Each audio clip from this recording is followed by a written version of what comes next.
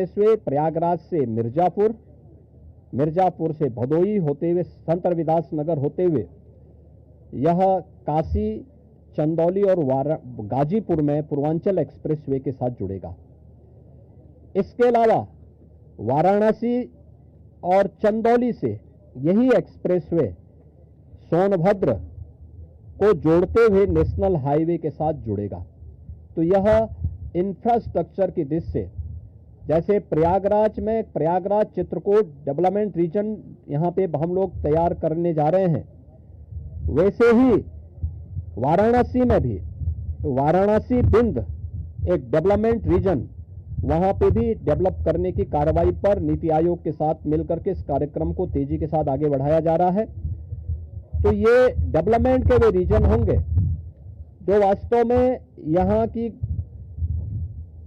न केवल पर्यटन की दृष्टि से बल्कि आर्थिक उन्नयन में और यहां पे रोजगार सृजन में बड़ी भूमिका का निर्वहन करेंगे। उस प्रकार का इंफ्रास्ट्रक्चर की दृष्टि से एक्सप्रेसवे एक, तो ये एक्सटेंशन हम लोग इसको करने जा रहे हैं जो प्रयागराज, बिंद और काशी एक्सप्रेसवे के रूप में इसे हम लोग जानेंगे।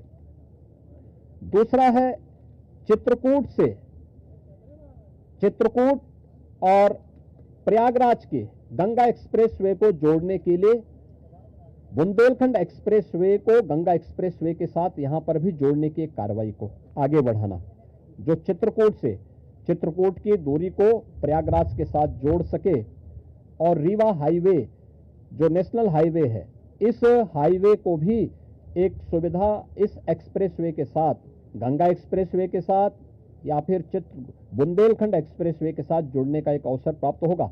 तो ये दो महत्वपूर्ण के साथ साथ प्रयागराज की अपनी आंतरिक चैलेंजेज हैं, ट्रैफिक के चैलेंजेज हैं, और इसमें हम लोगों ने अभी से यहाँ पर पहले आदरणीय प्रधानमंत्री जी की प्रेरणा से भारत सरकार के राष्ट्रीय राजमार्ग विभाग ने लखनऊ रायबरेली होते हुए प्रयागराज की दूरी को बहुत आसान किया है, जिसमें गंगा नदी पे एक 6 लेन का ब्रिज भी बन रहा है। इस समय हमने उसकी एक व्यवस्था स्टील ब्रिज दिया है इस पूरे महाकुंभ के दौरान, जो प्रॉपर रूप से कार्य कर रहा है, लेकिन वह नया ब्रिज भी समय रहते हुए कंप्लीट हो जाएगा। ऐसे ही अन्य कनेक्टिविटी के लिए यहां से मिर्जापुर, जौनपुर, वाराणसी, आजमगढ़, गोरखपुर की कनेक्टिविटी को बनाए रखने के लिए यहां पर जो मांग हो रही थी प्रयागराज शहर की तरफ से सलौरी और हेतापट्टी के बीच में, झूसी के बीच में इस पूरे ब्रिज को बनाने की एक कार्रवाई को, 4 लेन के एक ब्रिज को सरकार इसको बनाएगी। दूसरा रीवा की तरफ से और जो आपके अरेल की ओर से जो यहाँ पे प्रेशर है यमुना जी के ब्रिज पे, सिग्नेचर ब्रिज आज से 20 साल पहले बनकर के तैयार हुआ था। आज यहाँ पर उसकी दृष्टि से बहुत महत्वपूर्ण आवश्यकता यहाँ पर है कि उसके पैरेलल एक नया ब्रिज बने।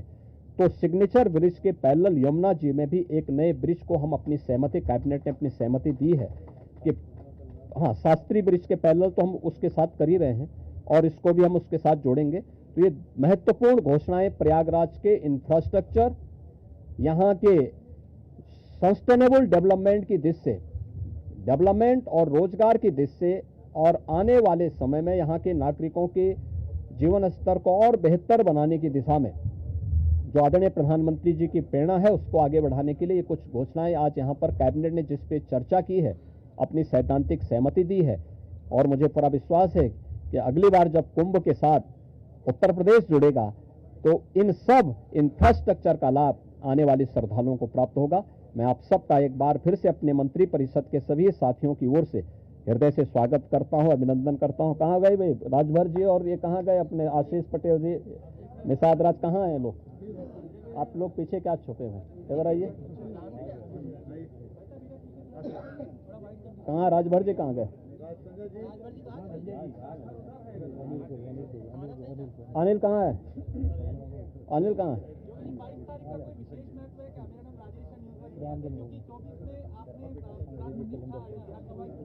हाँ, तो इसीलिए तो यहाँ पे ये प्रभु की ही कृपा है। प्रभु आज ही के दिन 500 वर्षों के बाद अयोध्या में विराजमान हुए थे और आज पहली बार उत्तर प्रदेश का पूरा मंत्री परिषद आज यहां पर आया है। और मुझे लगता है कि अगले कुंभ की क्या स्थिति होती है, लेकिन उसका इंफ्रास्ट्रक्चर उत्तर प्रदेश का ये मंत्री परिषद आदरणीय प्रधानमंत्री जी की प्रेरणा से यहां पर प्रयागराज की धरती पर प्रस्तुत कर रहा है।